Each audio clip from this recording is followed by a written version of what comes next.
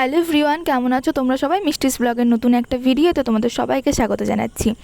আজ আমি তোমাদের সাথে ঝাল সুজির রেসিপিটা শেয়ার করব।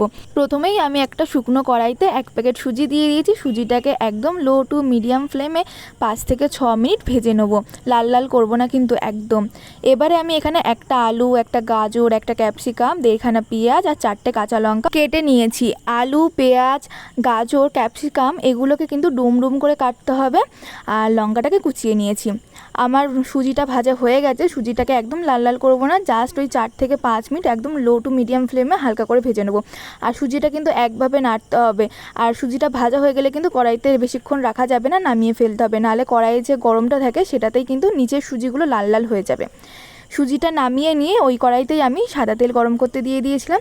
তারপর আমি এখানে একে একে সমস্ত সবজিগুলো দিয়ে দিলাম। আলু, গাজর, ক্যাপসিকাম, পেঁয়াজ, কাঁচা লঙ্কা, লবণ আর হলুদ দিয়ে সবজিগুলোকে ভেজে নেব।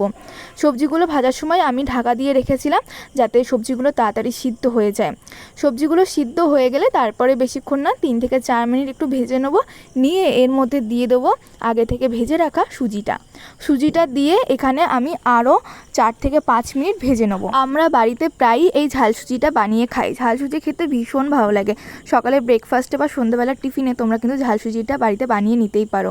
মোটামুটি আমি সুজিটা দিয়ে ওই 4 থেকে আবার 5 মিনিট মতো একদম লো টু মিডিয়াম ফ্লেমে ভেজে নিয়েছি।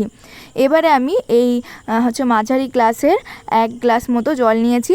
জলটা একদম অল্প অল্প করে দিতে হবে আর নাড়তে হবে। একবারে কিন্তু যদি তোমরা জল দিয়ে দাও 1 গ্লাস মতন, তাহলে কিন্তু ঝাল সুজির জায়গায় ঝাল খিচুড়ি পাকিয়ে যাবে। তো অল্প অল্প করে জল দিতে হবে আর ধৈর্য ধরে আস্তে আস্তে করে নাড়তে হবে। জল দিতে হবে আর নাড়তে হবে। আমার কিন্তু এখানে 1.5 গ্লাস মতন জল লেগেছিল। অল্প অল্প করে জল দিয়ে এটাকে ভালো করে রান্না করতে হবে, সুজিটা যেন ভালোভাবে সফট হয়ে যায়। দরকার পড়লে একবার একটু গালে দিয়ে দেখে নিও সুজিটা নরম হয়েছে কি। যেহেতু সবজি ভাজাতে আমি লবণ দিয়েছিলাম বেশি করে, সেই জন্য আমি এখন অল্প করে লবণ দিলাম আর এখানে দিয়ে দিচ্ছি স্বাদ মতন চিনি। দেখো সুজিটা কিন্তু একদম ঝরঝরে লাগছে।